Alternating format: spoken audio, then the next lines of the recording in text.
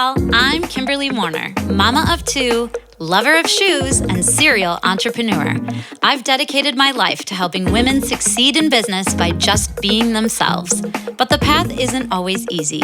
We have all gone through challenges and fear, but it is through those times when we learn who we really are, authentically. This podcast is for anyone who has experienced fear or is looking for the inspiration to do more, be more, or like me, rise from the ashes and be better than before. Here we go. Hey y'all, it's Kimberly. Welcome back to another episode of Fearlessly Authentique. I am excited to have a guest. I wish she was in Fearless Studios, which is now complete. She's not, but I still get to see her beautiful face on the computer. It is my friend Rhonda Noordyk. Hi, Rhonda.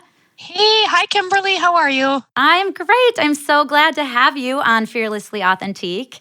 And on a Monday morning, no less, we're like, look at us. We're not all like makeuped up or anything, but we do look awake, I will say. Don't you think? This is true. This is true. We'll take awake. I'll take awake. So I'm excited. Rhonda's here on the show with us today for multiple reasons. The first reason is I never in a million years would have thought that I would meet Rhonda and know Rhonda. And I'm going to tell you a little bit about that in a second. But also because she is a girl boss to the nth degree. Like, this woman has not only started a business that helps other women in millions of ways, and I'm not joking, y'all, like millions of ways, but she is also the connector of the century. Like, she is the biggest person, the biggest connector I know.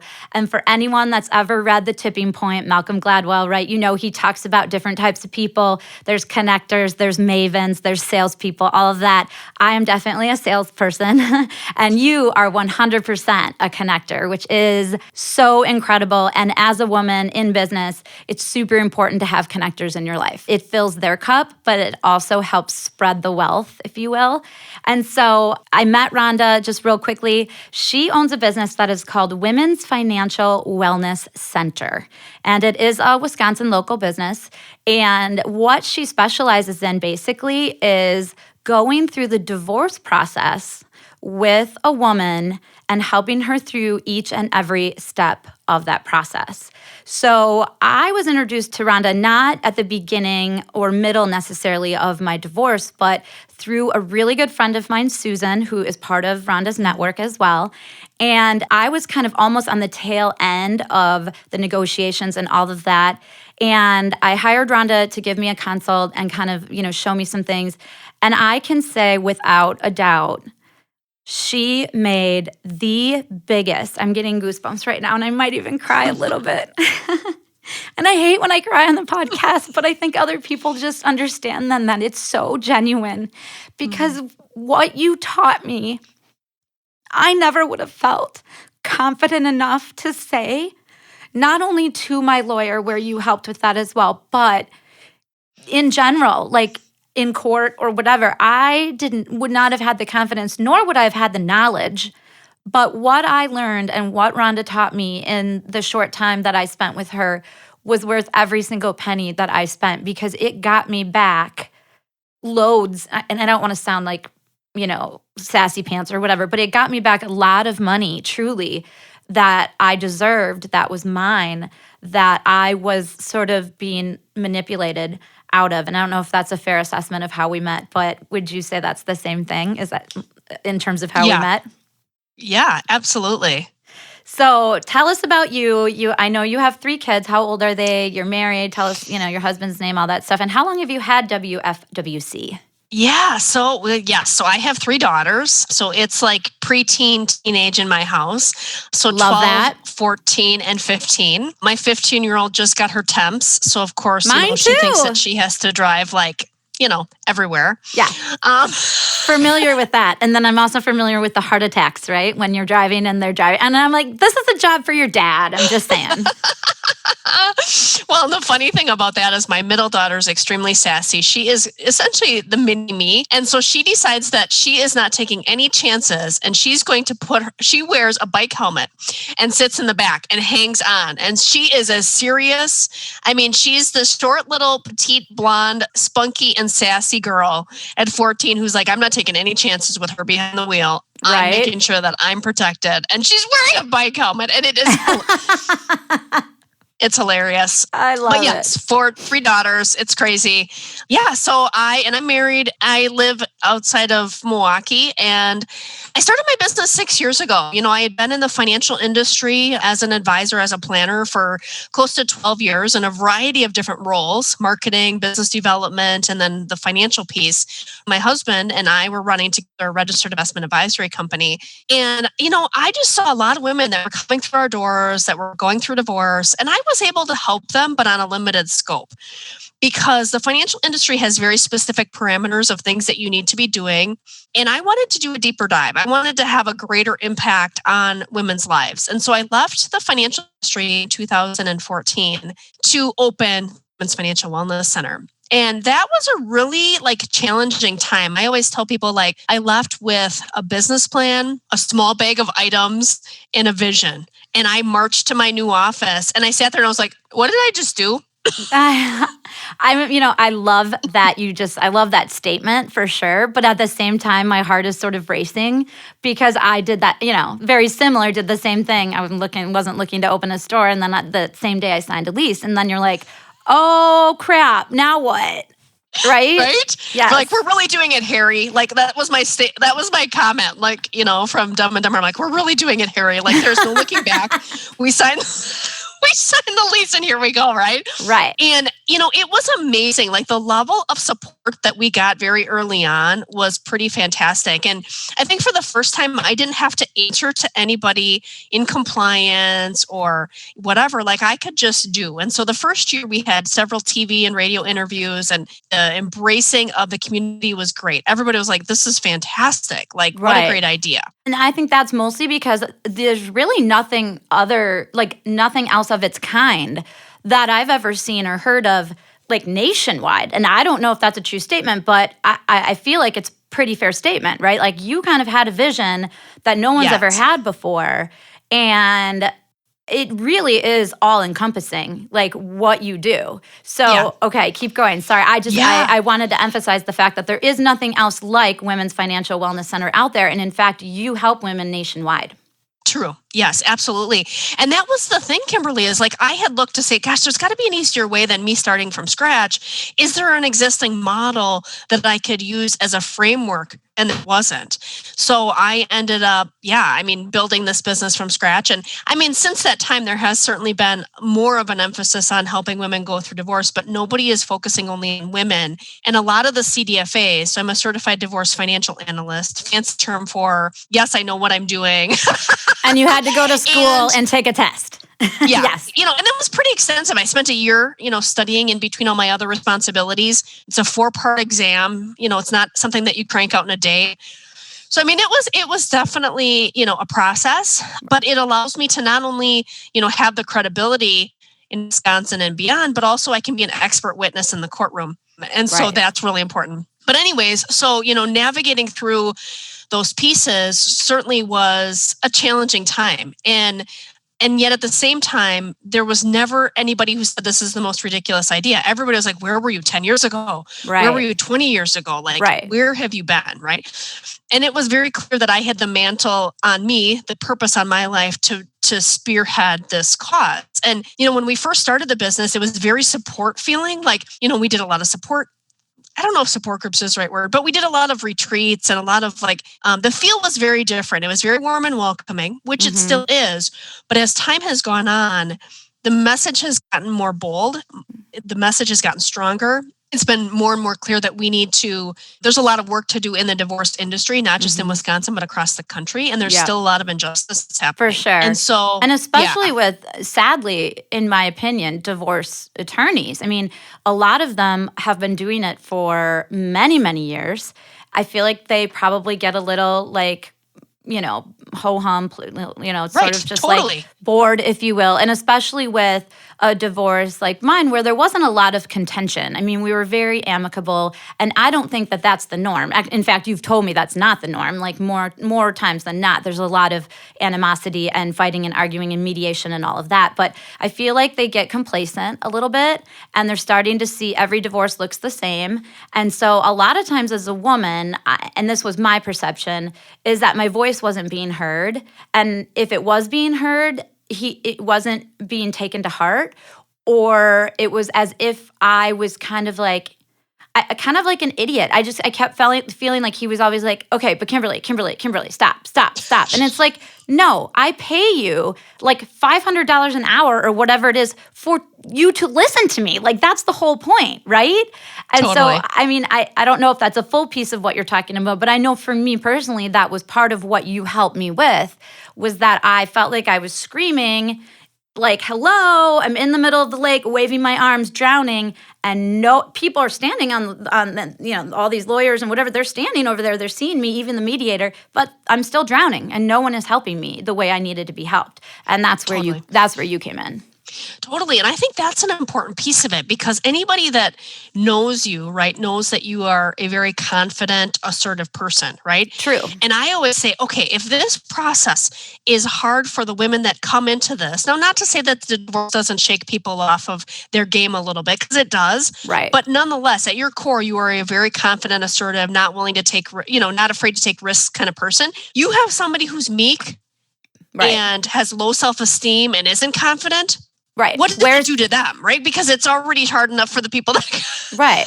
Because you right? expect your attorney to be your advocate, and that isn't always true. An attorney is just doing their job, and half the time they don't even know the things that you know. I know for a fact that there were things that you taught me on the financial side that my lawyer couldn't even, it was like whoosh right over his head. Like it wasn't something that, he ever really had anyone challenge him on before. And so, and I think that's probably partially the case, because that's not necessarily always their job, right? They're more in court and those sorts of things. So.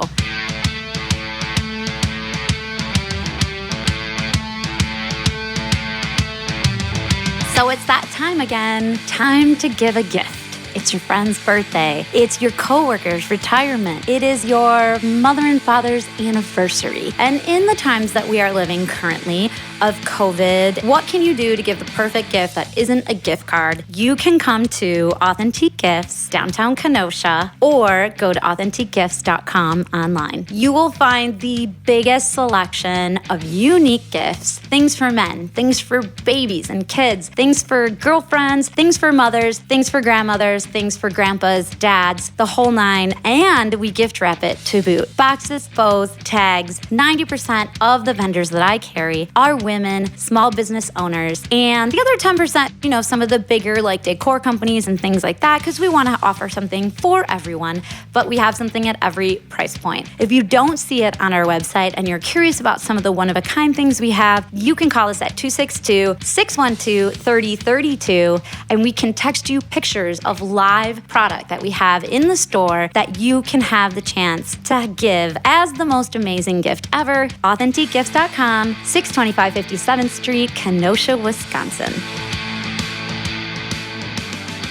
Now you've started this business and you're validated, right? So people are saying, where have you been 10 years ago? So they're validating your efforts. You're doing these group works, probably what I would consider focus groups or retreats or something like that. You're gaining all the information. Now, as you're going through this, is your cup just getting more full and more full and more full? Or were there any challenges as you were going along? Because I know your husband does it with you, right? So you did have the support of your significant other. But were there other challenges that you ran into that it got fearful, where you felt like, maybe I made a mistake or anything like that? I think the biggest challenge along this process for me, so yes, the validation was there, the energy was there, the satisfaction in helping women, all of a sudden the light bulbs go on, or they're asking the right questions and their results are better. That has always been a huge part of it. I think the biggest challenge, there's probably two of them. One was for me personally. The more that you put yourself out there, the more that you have to grow to catch up with that. And there was a book that I often encourage my clients to read, and I've read multiple times, which is Necessary Endings by Dr. Henry Cloud. And the reason that I love that book is because as the business continued to grow, there were things that I needed to let go of, not because maybe they weren't working, but because it was maybe time. Like looking at my business as seasons, whether it was people, like, okay, well, you're not bad people, not, it's not that they're necessarily doing anything bad or wrong. It's just, I think that their time here is done and I need to part ways and move on to the next phase. Right. And that's a very hard thing to do. It was hard. And it's still, it's getting a little easier the more we do it, right? But it's not waiting for things to be so bad that like I'm ready to like strangle somebody and they're ready to strangle me. Right. For sure. Like we can be more proactive in our decisions. And I think, for women, and I see this with my clients, like they feel like they have to justify to the nth degree that they've tried everything, that they've gone through counseling, that they've been abused, that they've been whatever. Like instead of saying, okay, I don't have to wait till I'm half dead to make a decision. Right. And if this isn't working, I can get off this train. Right. And I don't want to generalize, but in the fact of the women that we know, and you and I are both this way, heart forward, when you're speaking of what you were speaking of, I'm thinking of when I've had to fire people in the past, being in retail for 30 years or whatever. It's never a fun thing to have to do, but to know sometimes in this season, you've grown as far as you can grow with this particular partner or this particular, employee, and to have to fire someone for that reason, because it's not like they did anything wrong. It's just, it's so hard because we're so heart forward, Yeah. I think that's exactly it. So that was one of the hardest things for you through the process. Yeah, for sure. And I think, the other thing is, also being vulnerable throughout the process, making sure you've got that inner circle of people. Because most of the work that I did, most of my days are really great. 90% of the time I'm like, oh, this is great. We're making good decisions. We're moving forward. And then you get that 10% where you're like, okay, this is really challenging, right? Right. So it's having that inner circle of people that you can be honest with. When you're seeing a lot of raw emotion, let's get real. Right. I sat down at Starbucks and just started bawling in front of you. So, and you are a heart forward person too. So you are much like me, a vessel, and you kind of take on people's emotions. And I could see you kind of welling up as well. And so to have a job and to be able to be super good at it and make an impact that actually changes lives for the positive, like that is obviously your why. You are making the world a better place. And that is sometimes hard to say for a lot of people. A lot of people just go to work, they punch a clock, they get a paycheck, and they're never really fulfilled. And as human beings, I know I talked on my podcast last week, I think it was, I was talking about tribes, and you are part of my tribe. And Simon Sinek talks about how human beings are connected to want to gain trust with each other and to want to do something bigger and better for someone else, not take you out of it and for someone else. And when you have the opportunity to do that, and then you get the women going, without you, like, thank you so much, it definitely does fill your cup, fill your heart, makes, 90% of your days great days, right? Yeah, absolutely. Absolutely. And it's so great working for yourself in that manner. But then there's a lot of pressure that comes with that. So on the flip side, it's like, okay, I oftentimes feel like I'm holding up the entire world on my shoulders. I would imagine you feel that same way. And there are days I just want to give up. And do you feel like that too, just because you've got so much on your plate and so many people depending on you? It's stressful at times. I think I have done a very good job of being able to channel that energy and again, having that tribe of people that you can call and say, listen, I got to talk through some of this stuff. Right. I've got a couple attorneys in my network right now who, he's an independent, like, for example, one of the attorneys is an independent contractor, owns his own business. So he came from a larger firm. I have my own and whatever. And so there are days where I'm like, hey, can I just like, you're going to get where I'm coming from, and we'll just and I'm that person for him and he's that person for me, right? Mm-hmm. Because we get it. And so you need to have that outlet where you can say, hey, listen, I'm not crazy. You're not crazy. Right. Let's put this into perspective. And I'll give you an example. We did a mediation on Friday afternoon, and I'm part of the mediation team as the financial expert, and the attorney is the mediator. And the biggest challenge was we're in the meeting, and they said, well, they were fighting. And so they said they put the video on mute and they were going at it. And I'm sitting there thinking, okay, this is a little bit awkward. And there was clearly clearly, Kimberly, an imbalance of power. Mm-hmm. And anytime we would ask her, like, hey, what do you think? Mm-hmm. Yeah, that's fine. Mm-hmm. Okay, can you move the camera over so we can see her? Okay, Mm-hmm. what do you think? That's fine. And we were like, okay, anyways, it was very clear that there was more going on. Right. And it really, and that has not set well with me. Like all weekend, I was kind of like going through that in my mind, trying to figure out, like, kind of replaying some of the conversations. The husband owns a business. He's multiple businesses. And, again, the mediation is intended that we're supposed to try to remain neutral and get them to come to some conclusions. But, right. It was really, really frustrating. And I did not like what was going on. And so you're we the have advocate to decide how we're going to handle that. Right, because you're the advocate for her. And then sometimes those go on for for a full 12 hours, and then they continue another day. And that probably might have been, hopefully they don't, but I know sometimes they can extend. But that's probably one of the times when you did have to bounce those ideas off of some of your tribe and your network. Yep, absolutely. And I've got some ideas on how we're going to handle that moving forward if things don't shift, because it's tricky, right? Because again, the divorce process in and of itself it doesn't necessarily facilitate conversation, and it's still broken, right? And yet at the same time, I never go into those meetings with like guns blazing and super aggressive, and I just kind of sit low, we listen, and then I will ask questions or I'll fire things back. So we're very intentional about how we handle that. And I think, you end up taking on some of that emotion even when you don't want to. Of course. Especially when you see things that are just so unfair, unbalanced. Yeah. And so in 2 sentences, because I know you do more than just, come in as an advocate. I know you have other resources for benefits and things like that. So in 2 sentences, if you had to tell someone what y'all do at Women's Financial Wellness Center, what would you say? I would say that we help alleviate financial vulnerability for women and connect them with some of the strongest, finest, most positive people we know. That is such a good elevator pitch. I love that. It's amazing. And to be even more specific, if you, like me, are being divorced and you're self-employed and you don't have benefits, you have a person to connect them with that.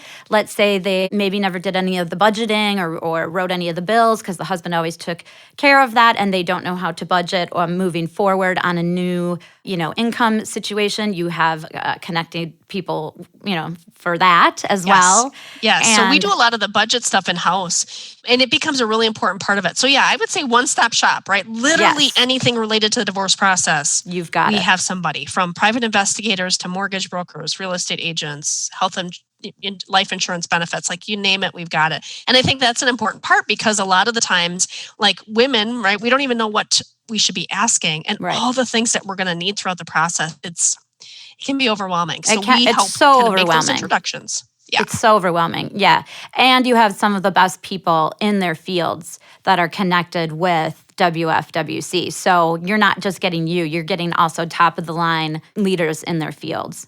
So, okay, a couple of fun questions. So 2020 was awful for most people. So 2021, what are you most excited about specifically for your business? I know everyone has personal goals, but for WFWC, is it the app? Where do you, what's something that you're most excited about for 2021?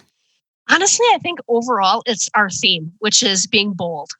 And so everything that we do for this year, we're looking at disrupting the divorce industry, being a voice, calling a spade, right? Really saying enough is enough with all the crap that's going on behind the scenes. I'm just done with it. I'm done. I'm done with women being disrespected. I'm done with people not listening to them. Right. And it's not that I wasn't done before, but now I feel like we've built enough of a following that I can push the envelope and be more assertive and direct. Right. In a loving way, of course, with the messaging. For sure. So would you say being bold is your mantra for the year, or your mantra that you're living off of right now? Yes. Awesome. I love it. Yes. And I'm excited, because we just did some videos. Did you pick this word ahead of the year?